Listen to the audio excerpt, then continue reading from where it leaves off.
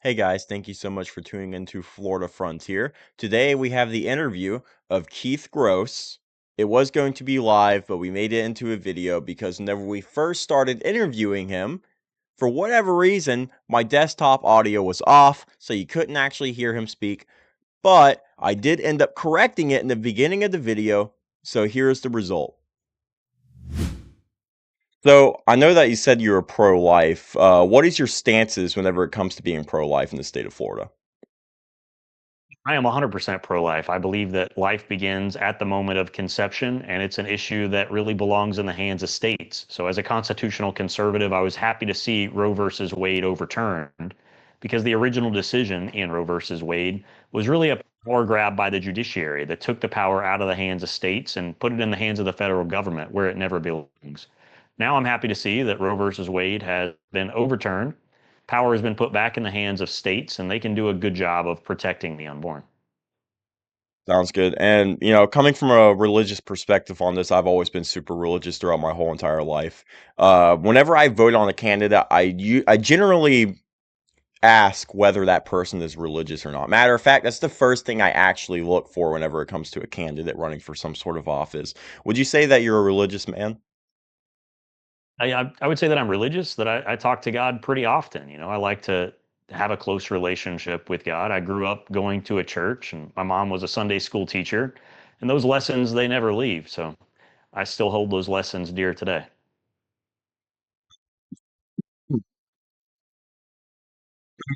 People in the local area has been having a lot of complaints, has actually very strong feelings on this particular thing. And it's Jacksonville wanting to move a lot of recreational water to the Swanee River, which I know that in the area that you're running for, you have nothing to do with that, right? But Rick Scott also has nothing to do with it.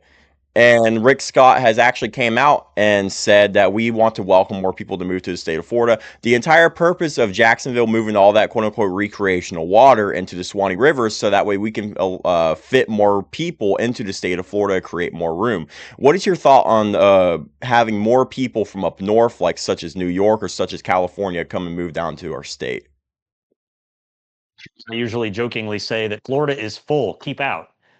Certainly, I'd like to see Florida stay like it has been during my younger years. I grew up in North Florida, and I'm not in any particular hurry to see the place developed and turn into a lot of mini malls and subdivisions. I'd like to keep as much of our rural community as possible.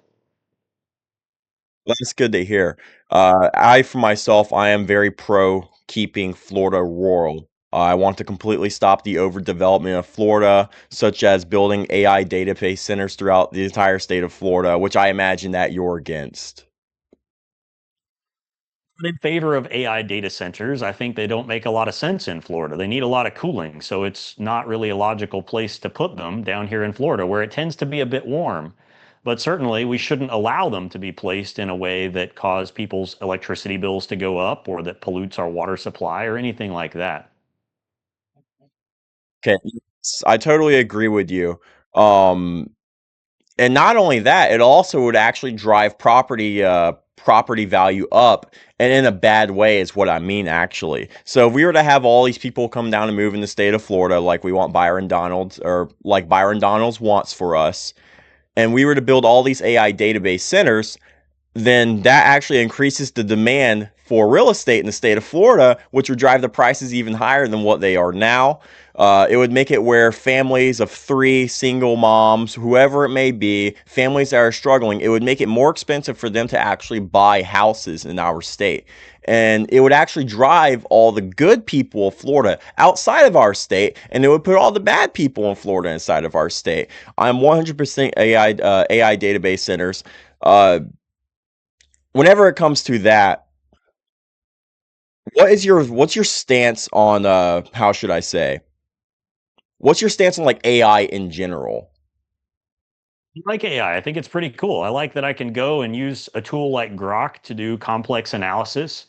I can see how it would be very useful in the legislative process. We've got a lot of people in Congress who don't read bills. At least they could use an AI tool to break down some of the key points and maybe do a better job of representing the people. that way. So I think AI is a great tool that can be used for lots of things. I like to turn on my phone and see that it works. That said, it should be built in a responsible way. Companies have an obligation to do good for the world, not just build products. And I'm hoping that they can do it in a way that works well for everyone. Okay. So, with me personally, I'm pro AI whenever it comes to a lot of things, such as you said, there's a lot of people in Congress who doesn't even actually read the bills. I think that would be a benefit, or just not vote those people in the first place who doesn't read the bills.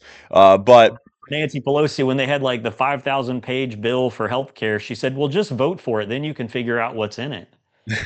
I think a lot of us don't love to see that. So, hey, any tool that lets people read large volumes faster is probably a good tool. to somebody to drive me somewhere, especially lead the country somewhere, I want them to pay attention to the road and not just kind of, guess what's in front of you and just, full speed ahead. It's kind of what it sounds like that they're doing up there. Uh, could you tell me a little bit about who you are running against and why you decided to run? I'm running in a seat that is currently an open seat. Our congressman, Dr. Neil Dunn, who's been in this seat for 5 terms now, he announced that he was retiring, and I announced that I was running for that open seat the same day that he said he was retiring. There are since I announced a handful of people who say they will run. The reality is we aren't going to know who's running until June. The qualifying period, I believe, is opening on June 8th this year. And that's when people go and put themselves on the ballot. After that point, we'll actually know who's running. Okay. So there, you totally ran just because you love your state. It's not just because that there's bad blood between you and somebody else. Generally, whenever someone runs for some sort of office, it's because they don't like the person who's in office. That wasn't really your case. He just decided to retire, and you decided to pick up the flag and carry on.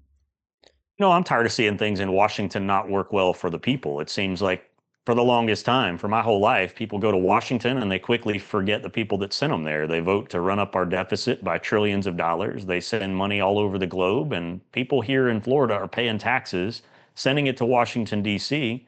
They have every reason to expect that our politicians should spend that money wisely instead of blow it and allow it to be wasted on fraudulent things. I'm hoping to go and make an impact there to stop the flow of federal funds to fraud, to reduce the size of the federal government generally, and to make it so that we can all have a more affordable life by keeping more of our hard earned money in our own pocket instead of sending it to DC. So I hear you there. You're talking about, you know, our taxpayer money going to fraudulent places has no business being where it's at to this day. What would you do in your position to actually prevent things like that? Because I know James Fishback said whenever he becomes governor, he's going to make it where everybody who works in Florida, as far as politicians wise, he's going to make it where people email him 5 things that they have gotten done throughout the week every single week. Will you do something similar to that, or do you have your own method of weeding out the problem? A congressman has no power to do any such thing.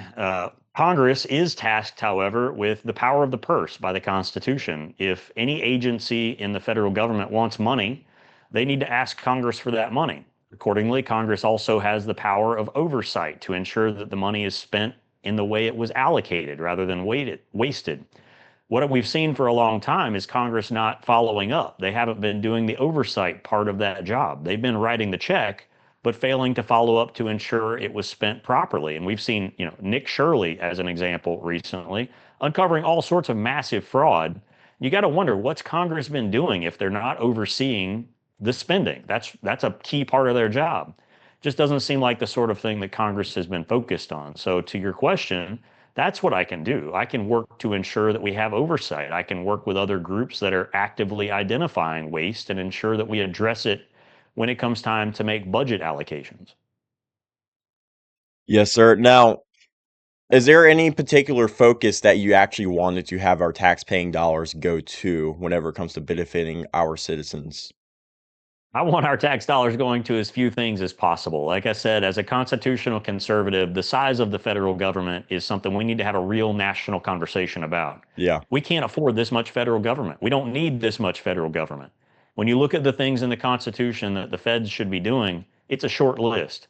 national defense, a handful of things that can't be done at the state level are the things that the federal government should be doing. Everything else we need to put back in the hands of states.